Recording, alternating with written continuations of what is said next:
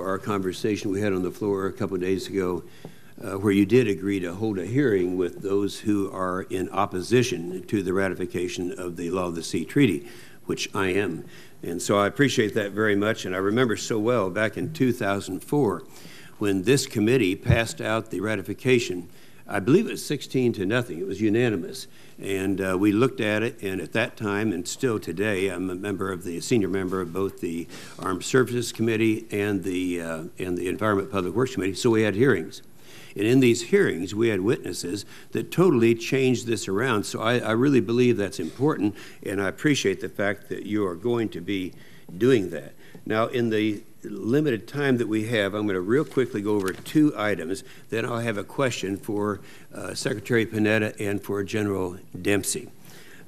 First of all, I know you've talked about this in my absence before I came in because I was watching part of it. If the U.S. approves the Law of the Sea Treaty, it'd be forced to transfer billions of dollars in royalties generated from oil and gas production on the U.S. extended continental shelf to the UN International Seabed Authority for redistribution to the developing world. Now, I grant you that in terms of the EEZ, the Exclusive Economic Zone, this treaty doesn't affect that, and that would be something we could continue to do. But outside the 200 nautical miles allows the ECS, over which the U.S. currently enjoys total sovereignty and have been for as long as I can remember, and thus has the right to exploit all of its natural resources. Now, so the problem isn't there. The problem is outside of the 200 nautical mile radius. We have appointed, and I've read the work of the U.S. Interagency Extended Continental Shelf Task Force, and the resources there may be talking about, how to quantify the amount of money that we would be losing, whether we say it's an arrangement or a tax. I think it's a tax if it costs money. And they have said it's be somewhere between billions and trillions of dollars that we would not have in the United States and would be transferred in accordance with the UN International Seabed Authority. Now, the way we arrive at this, and to put this in context, I would say that between 12 and 18% of royalties is about as much as they are going to allow and still continue to develop those resources. So the United States would receive in that area, according to this task force, somewhere between 12.5 and 18.75% in royalties. Now, the problem with this is that under Article 82, the Law of the Sea Treaty would require the U.S. to give up, after a period of time between 7 and 12 years, about 7% of this. And so if we take the conservative side of what the task force has said and say just $1 trillion would equate to $70 billion that would be royalties that would be paid to the ISA as opposed to the United States. And of course, they would go to the organization in Kingston, Jamaica, for redistribution to the developing world. And this is the first time in history that an international organization, the UN in this case, would possess taxing authority over this country. Now, I've heard the veto argument, and I think that was discussed by one of the other members here. I think it was Secretary Rich. It's really not too important to discuss that because there are two entities that would make that determination. You have the council, the 36-member council. You have the assembly that would ultimately make these decisions.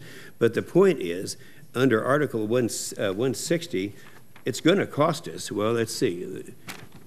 Yeah, under Article 82, the payments and contributions shall be made annually with respect to all production at a site after this period of time. So what we're saying is it's going to be paid regardless of where you think it should go or where you think it is going to go. The second thing that I want to cover is the environmental end. We in this, for the 10 years now, have rejected in both the House and the Senate, but primarily the Senate, because it started with the Kyoto Treaty, rejecting the cap and trade that would amount to a tax on the American people of somewhere between $300 and $400 billion. We've rejected this over and over and over again.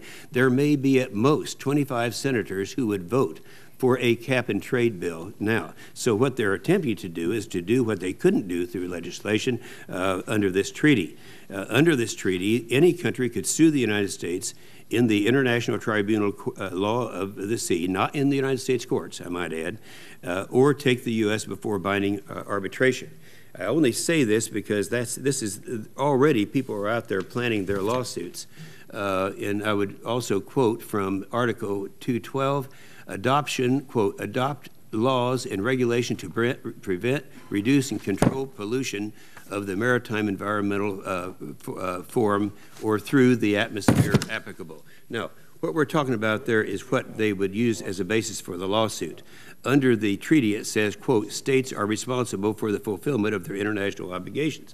Well, we know what would happen. In fact, we have statements by lawyers, trial lawyers around the country saying that they, one of them here is from William C.G. Burns, citing that the lawsuits would come forth. He named the United States as, quote, the most logical state to bring action against given to us. Now, with that, it's understandable why groups such as Greenpeace and the Natural Resource Defense Council, Environmental Defense Fund, all have this as their top priority. So let's get back to the $70 billion. And the question I would have would be for Secretary Panetta and for General Dempsey.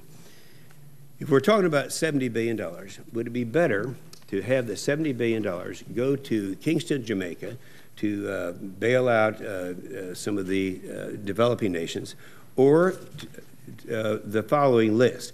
The Ohio-class ballistic missile submarine, which they've been wanting, that's $3 billion. To maintain the Navy's ship and aircraft and ground modernization programs, $12 billion. Eliminate the Navy's gap by providing 240 F-35 fighters, that's $3 billion. Eliminate the gap in the Ford-class carrier, $11 billion. And I say all 5 of these meet the Navy's request for 6 more Aegis ships. That's $12 billion. It adds up to $70 billion. General Dempsey, do you think it serves our national defense better to give that $70 billion to the ISA in Kingston, Jamaica, or to accomplish these programs? Senator, I'm not going to comment on the hypothetical use of money that we don't have. I'll tell you that the budget we submitted supports the strategy we've developed.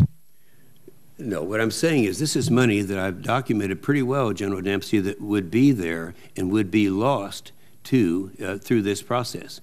Now, I would just like to, on these 5 issues, you're very familiar with all of them. You know that they've been requested. You know that there is a gap. And my question again, is that in fulfilling those 5 gaps in the best interest of our national defense, or sending the money to Kingston, Jamaica? Senator, I will only comment that I support this Convention on the Law of the Sea because it enhances my ability to provide security of the maritime domain. Secretary Panetta?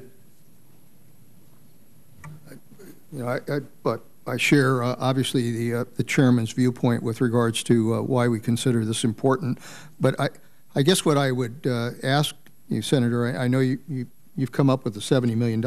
It's billion. Or billion. Mm-hmm. But what about the literally billions of dollars in economic benefit that would flow from these companies providing energy and being able to go at our seabeds and provide that part of the economic benefit? I mean, that's what you got to focus on, is that, yes, sure, there may be $70 billion that may be paid in royalties, but what about the economic benefit that these companies would render to the United States? The economic benefit, in answer to your question, Mr. Secretary, would be coming from companies that are already in this area that is the controversial area that I described, I think, in a very exact way.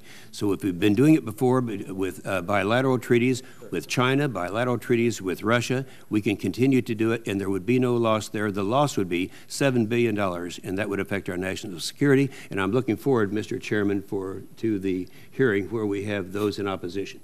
Well, we'll have it. I promised you that, and we'll have plenty of people here to do that. But let me